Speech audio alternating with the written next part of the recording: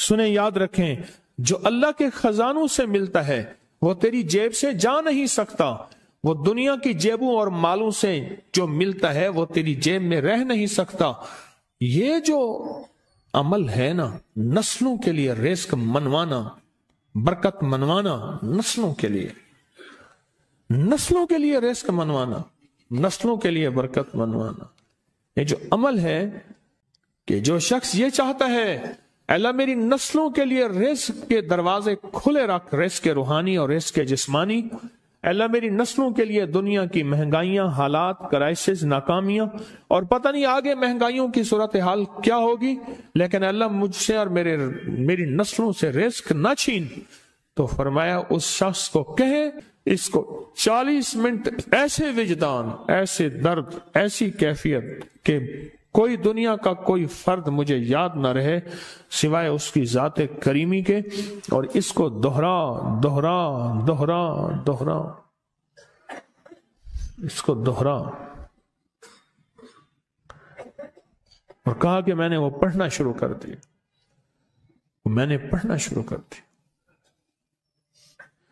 شیخ حامد کوفی کہتے ہیں کہ کوفہ میں ہمارے ہاں ایک رئیس تھا اور لوگ اس کے در سے کھاتے تھے اور لوگ اس کے در سے بہت لیتے تھے اور بہت سخاوت چلتی تھی، اور سنا تھا کہ اس کے والد بھی ایسے رئیس تھے، اور سنا تھا اس کے دادا بھی ایسے رئیس تھے، اور یہ بات سنی تھی کہ اس کے دادا نے کوئی عمل کیا تھا، اور ایسا نہیں، دادا کے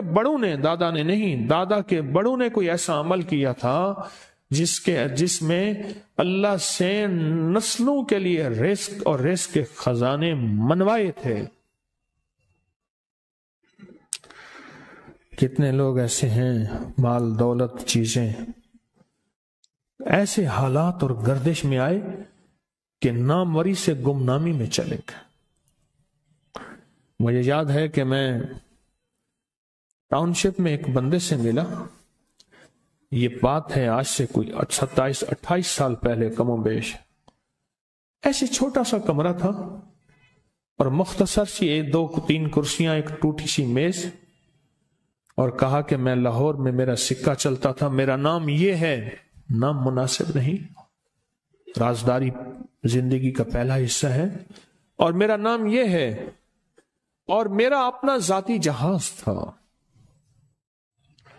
اور یہ مال تھا اور یہ چیز تھا، اور آج میرا حال یہ ہے کہ اگر میں دوائی لوں گا تو یہ بندہ پیسے دے گا جو ساتھ کھڑا تھا، میرے پاس دوا کے پیسے نہیں ہیں۔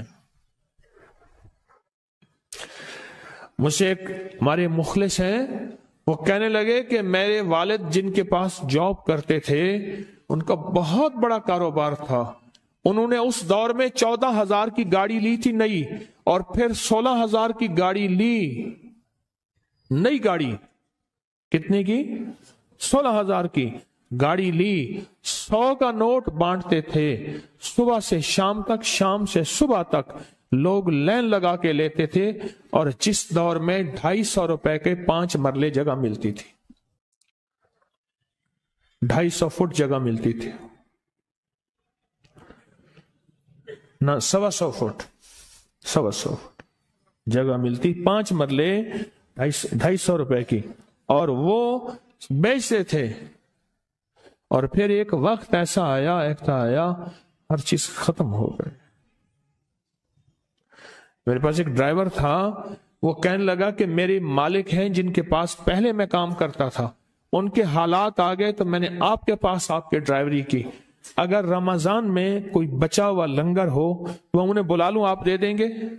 تو ہم رمضان میں مجمع آتا تو کوشش کی جاتی ہے کہ ان کو کھانا تازہ کھلایا جائے، تو میں نے کہا ٹھیک ہے، کہا کہ کچھ پیسے بھی ہو جائیں۔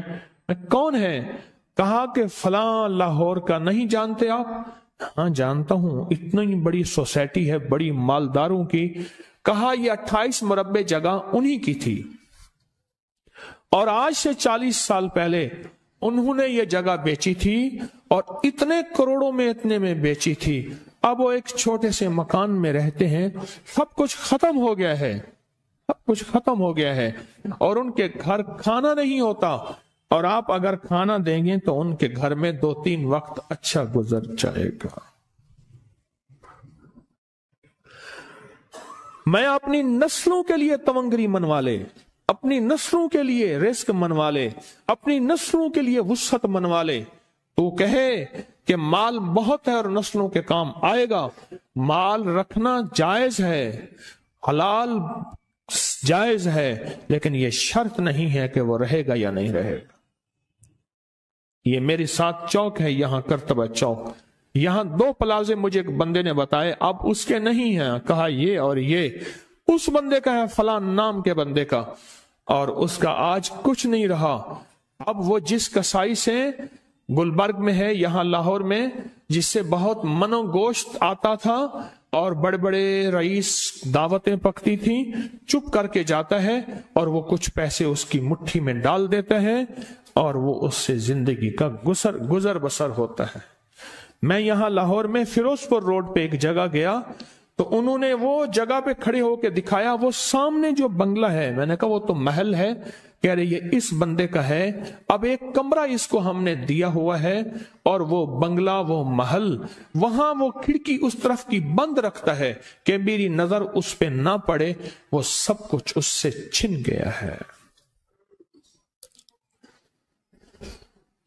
سنیں، یاد رکھیں، جو اللہ کے خزانوں سے ملتا ہے وہ تیری جیب سے جا نہیں سکتا، وہ دنیا کی جیبوں اور مالوں سے جو ملتا ہے وہ تیری جیب میں رہ نہیں سکتا۔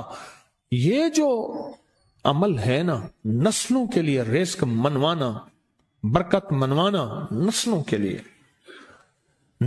لیے رزق منوانا، نسلوں کے لیے برکت منوانا، یہ جو عمل ہے، بس اب میں نے آپ کو عرض کیا نا کہ آپ پوچھیں کتنا دن کریں گے، میں نے کہا دل خود بولے گا، من خود بولے گا، اندر خود بولے گا۔ میں نے آپ کو کچھ واقعات سنائے ہیں، بڑی بڑی ہستیوں کے واقعات، بڑی بڑی ہستیوں کے واقعات۔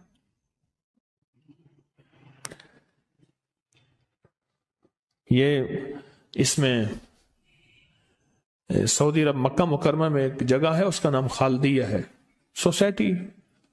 میں وہاں ایک عرب سے ملا، شیخ ابو ترکی اسے کہتے تھے، تو اردو عربی تو مجھے آتی نہیں، بس تھوڑی بہت ایسے شدھ بدھ ہے، تو وہ تھوڑی ہی دیر میں کہتے تھے، ایسے اٹھتے تھے نا، کہتے تھے اللہم ایاک نعبد و ایاک نستعین۔ میری ان سے چند ملاقاتیں ہیں، بوڑھے تھے، بابے تھے، کہ ان کے بڑے آئے تھے، اصل میں خلافت عثمانیہ تھی تو ان کے بڑے ترکیہ سے آئے تھے، تو پھر مکے میں رہتے تو وہیں کے ہو گئے۔ ان کا جو خادم تھا وہ اردو بولنے والا تھا اور انڈیا کا تھا، اس سے میرا تعلق تھا، تو میں نے اس سے پوچھا، میں نے کہا تیرا جو ہے یہ بابا یہ کیوں پڑھتا ہے؟ یہ پتہ نہیں، میں سے پوچھ کیوں پڑھتا ہے؟ اس نے کہا جلالی بابا ہے تو کہے گا مجھ سے، میں نے کہا میرا کہے، اچھا وہ میرے اشارے دیکھ رہا تھا، تو اس نے عربی سے پوچھا کیا کہتا ہے؟ اس نے ڈرتے ڈرتے کہا کہ جی آپ یہ کیوں پڑھتے ہیں؟ تو بڑا خوش ہو گیا، کہنے لگا پہلا بندہ ہے جس نے مجھ سے پوچھا، آج تک کسی نے پوچھا نہیں، پہلا بندہ ہے جس نے مجھے یہ پوچھا ہے۔ کہا جب ہم چھوٹے تھے ہمارے پاس بہت غربت تھی اور تنگ دستی تھی، تو میرے والد ہمیں بٹھا لیتے تھے اور ہم سورۃ فاتحہ پڑھتے تھے، اور جب پہنچتے تھے نا ایاک نعبد و ایاک نستعین پر، تو پھر اس کو میرے والد کہتے تھے دہراؤ، بہت زیادہ پڑھو، بہت زیادہ پڑھو، بہت زیادہ پڑھو، بہت زیادہ پڑھو۔ کام پڑھتے تھے، بہت زیادہ پڑھتے تھے، بہت زیادہ پڑھتے تھے، اور کہا میرے والد پھر دعا کرتے تھے اور ہم آمین کہتے تھے، اور میرے والد کہتے تھے چلو مبارک ہو، ہمیں جو ہے اللہ پاک وہ فلاں فلاں چیزیں، وہ حلاوے، وہ چیزیں کھلائیں گے۔ کہہ رہے ابے کو دیکھتے تھے، ابا جی ہمارے پاس تو پیٹ بھر کے روٹی نہیں ہے، آپ کہتے ہیں اللہ وہ کھلائے گا، وہ کھلائے گا، اور ابا ایسے خوش ہو جاتا تھا کیوں؟ ابے کو یقین تھا کہ سورت فاتحہ اس کریم نے قبول کر لی اور میرا کام ہو گیا. وَمَن يَتَوَكَّلْ عَلَى اللَّهِ. ہاں میرے بندے، میری ذات پہ بھروسہ کر کے دیکھ، میرے قریب آ کے دیکھ، مجھ سے دوستی لگا کے دیکھ تو صحیح، پھر میں کر کے دکھاؤں گا. ہمارے یہاں ایک پیر صاحب تھے، میرے والد صاحب رحمت اللہ علیہ، ان کا باغ اور ہمارا باغ آپس میں اب بھی ایک ہی ہے، دیوار کے ساتھ دیوار ہے، بنے کے ساتھ بن. تو وہ ان کے ہاں گئے تو ایک بابا جی جھاڑو دے رہے تھے، اور صبح شام کی روح کی سو کی ملتی تھی، اور بس ہر وقت غلامی ہوتی تھی. تو مجھے والد صاحب نے بتایا کہ میں اس بندے کو جانتا ہوں، اس نے اتنی مربع، اتنی ایکڑ، اتنی زمین جو ہے اٹھا کے ساری پیر صاحب کو دے دی، اور ساری زندگی پیر صاحب کے 2 وقت کی ایک سوکھی پوکی روٹی، آخر وہیں مر گیا اور اس کو کفن دے کے دفن کر. اسے پیر صاحب نے مجبور نہیں کیا، دعاؤں کی طاقت ہے، دعائیں نسلوں کو کھلائیں گی، پلائیں گی. پر ایک تجربے کی بات بتاؤں، بڑوں کی بات، دعاؤں کی برکت سے اللہ حلال طیب طاہر کھلائے گا. میرے پاس ایک صاحب آئے، کہنے لگے کاروبار کو زوال ہو رہا ہے. کورنگی میں، کراچی میں فیکٹریاں، ملیں اچھی خاصی ہیں وہ ایریا. تو کہا کاروبار کو زوال ہو رہا ہے، اور کاروبار زوال پہ چلا گیا ہے. کمپنیاں 2-4 بند ہو گئی ہیں، زوال ہو رہا. میں نے اللہ کا نام دیا، پھر ملے، کہا کچھ نہیں ہے. اچھا، میں نے کہا یہ پڑھیں آپ، اللہ پاک دکھائے گا. مجھے انہوں نے خود بتایا، میں ایسے کوئی سمندر ہے اس کے کنارے کھڑا ہوں. کہنے لگے کراچی کا سمندر نہیں، کہاں ہے؟ تو میری طرف پانی آتا ہے، اور وہ گندا پانی ہے، بالکل میلا گندا. تو میں سوچتا ہوں سمندر کا پانی تو بالکل شفاف ہوتا ہے، پر یہ گندا پانی کیسے ہے؟ اور وہ گندا پانی پہلے میرے ٹخنوں تک آتا ہے، پھر گھٹنوں تک آتا ہے، پھر رانوں تک آتا ہے. اور کہا کہ مجھے دور سے ایک لہر آتی نظر آ رہی ہے کہ شاید میں اس میں ڈوب جاؤں. آواز آتی ہے چلا جا، تیرے رزق میں کوئی مشکوک رزق داخل ہوا ہے، ہم تجھے پاک کرنا چاہتے ہیں، اور یہ سارا مشکوک رزق ہے، اور تیرے مال کو ہم نے اس لیے کم کر دیا. گھبرا نہیں، استقامت سے ہمارا نام لیتے رہنا، بہت جلد تجھے ہم پاک کر کے پھر پاک مال دیں گے. پاک کر کے، کیا عجیب بات ہے، پاک کر کے پھر پاک طیب طاہر مال دیں گے. گھبرا نہیں، ہمارا نام لیتے رہنا. تو ہو کسی بھی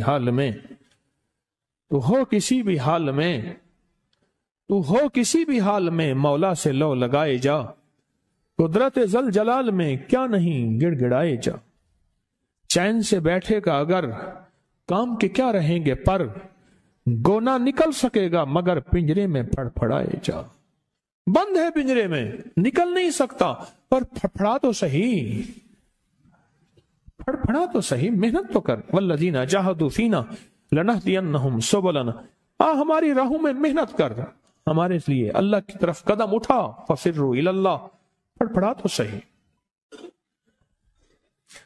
بہت خوش قسمت ہے جس کو اللہ نے اپنی ذات کا تعلق عطا کر دیا. بہت خوش قسمت ہے جس کو اللہ نے اپنے ساتھ باتیں کرنے کا راز و نیاز کا کوئی جذبہ دے دیا، جس کی زبان سارا دن ذکر میں، تسبیح میں، سجدوں میں. اپنی دنیا کے کاروبار بھی ہیں، لیکن دل اٹکا رہتا ہے کہ اب نماز کا وقت ہے، آج میرا ذکر نہیں ہوا، آج میں نے قرآن کی زیارت نہیں کی. 1 صفحہ 2 صفحے، 1 پارہ 2 پارے. خوش قسمت انسان ہے. اب بہت نصیبوں والے ہیں، یقین جانے. دنیا کا خوش قسمت انسان وہ ہے، دنیا کا نصیبوں، بخت اور مقدر والا انسان وہ ہے دنیا کا، جس کو اللہ پاک کہے تو ہو اور میرا نام ہو. بس وہ درود پاک کی شکل میں ہے.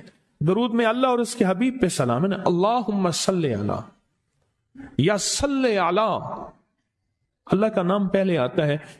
میرا درود ہے، کلمہ ہے، تسبیح ہے، کوئی ذکر ہے، مسنون دعائیں ہیں، بس میرا نام ہو اور تو ہو. بعض اوقات اللہ دنیا تھوڑی کر دیتا ہے، رزق تھوڑا کر دیتا ہے، لوگ تانے دیتے ہیں. صدیق اکبر رضی اللہ تعالی عنہ کو تانے دیتے تھے کہ تیرے پیر نے تجھے یہ دیا ہے، نعوذ باللہ، تجھے فقیر کر دیا، تجھے غریب کر دیا، اور تُونے ٹاٹ کے کپڑے اور یہ کر دیا. تانے دیں گے بعض اوقات، بعض لوگ بہت تانے دیں گے. میں نے ایک دفعہ مجھ سے کہنے لگے کہ مجھے دنیا بہت تانے دیتی ہے، تو میں نے کہا میرے ساتھ سودا کر لے، اگر زیادہ تھک گیا ہے، اب تک جو تسبیح ذکر کا نور ملا ہے وہ مجھے دے دے، میں اللہ سے کہتا ہوں کہ اللہ اس کو مال دولت دے دے، یہ سب چھین لے. کہا نہیں، یہ سب کچھ تو اس کے پاس بھی ہے جس کو کلمہ نصیب نہیں ہوا، یہی تو میرے پاس ہے. اگر یہ مجھ سے چھن گیا تو باقی میرے پاس بچے اور رہے گا کیا؟ بچے اور رہے گا کیا؟ بچے اور رہے گا کیا؟ آپ سارا دن بیٹھ بیٹھ کے اپنے بارے میں سوچا کریں کہ اللہ تو نے مجھے کن راہوں پہ لگا دیا، کن راستوں پہ لگا دیا. پیر خانے سارے اچھے ہیں، ہمارے دل میں سب کا احترام ہو، لیکن اللہ تو نے مجھے کون سے پیر خانے پہ لگا دیا جو مرشد اللہ سے مانگنا سکھاتا ہے. کہتا ہے اگر میں مر بھی جاؤں، اس دنیا سے رخصت ہو جاؤں، موت آخر ہے، تو پریشان نہ ہونا. کہا کہ وہ ایک راہیں دے کر گیا ہے، انہی راہوں پہ چلنا ہے. ایک وقت تھا پیر صاحب تھے، تعویذ دیتے تھے، تھپکی دیتے تھے، دعا کر دیتے تھے، اللہ میرے کام بنا دیتا تھا. پیر گیا، دعا بھی گئی، تھپکی بھی گئی، تعویذ بھی گیا. نہیں، پیر جائے پر پیر کا رب تو ہے نا. فَأَيْنَ اللَّهُ، اللہ کہاں جائے گا؟ پیر کا رب تو ہے، اور اصل وہی ہے. کل من علیہا، ساری چیزوں کو فنا ہے، اسی کی ذات کو بقا ہے. اب کتنے خوش قسمت ہیں، اللہ نے مجھے اپنا نام نصیب کر دیا. اللہ نے مجھے اپنا نام نصیب کر. ایک صاحب میرے پاس آئے، اللہ کہنے لگے مجھ سے ذکر نہیں ہوتا، تسبیح نہیں ہوتی، کچھ نہیں ہوتا. میں ذکر کرنا لگتا ہوں مجھے گالیاں آ جاتی ہیں، کیا کروں؟ میں ذکر کرنے لگتا ہوں میرے منہ پہ گالیاں آ جاتی ہیں.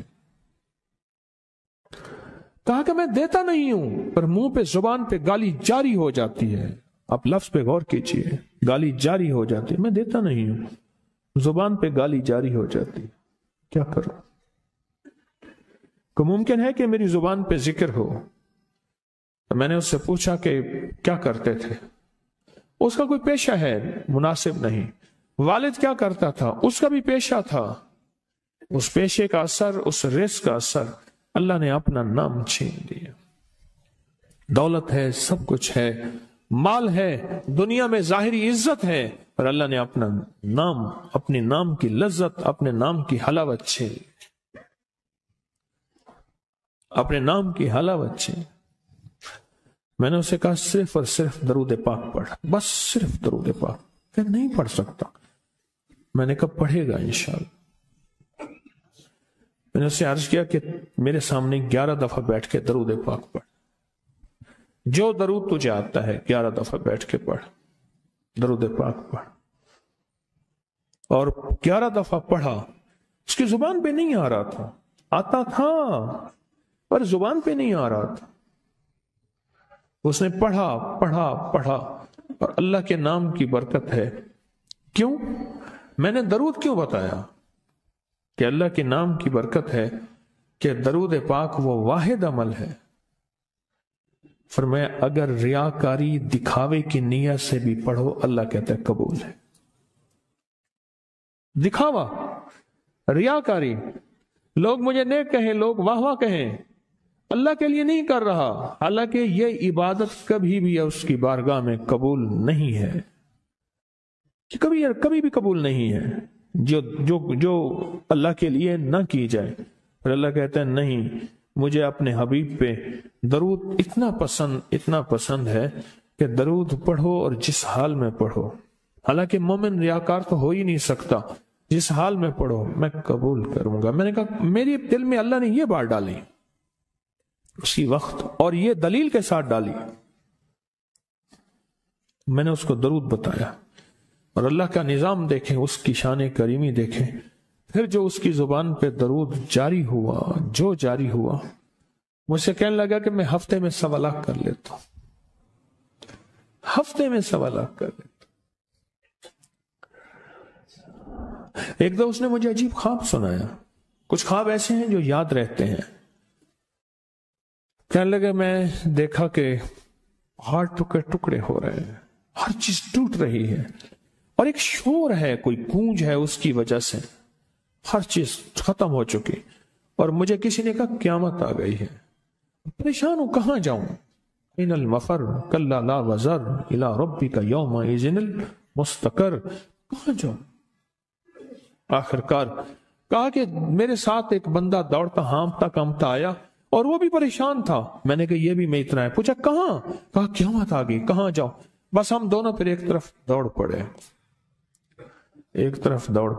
آگے دیکھا تو ایک بہت بڑا ترازو ہے اور مجھے پکڑ کے کہا تیرا نام اعمال ہے، جلدی کر. کہا کہ میرے پاس ایک طرف پہاڑ کے پتھر کالے تھے اور اس میں کوئی کالے جانور تھے، اور کہا یہ سارا تیرا گناہ ہے، سب ہے.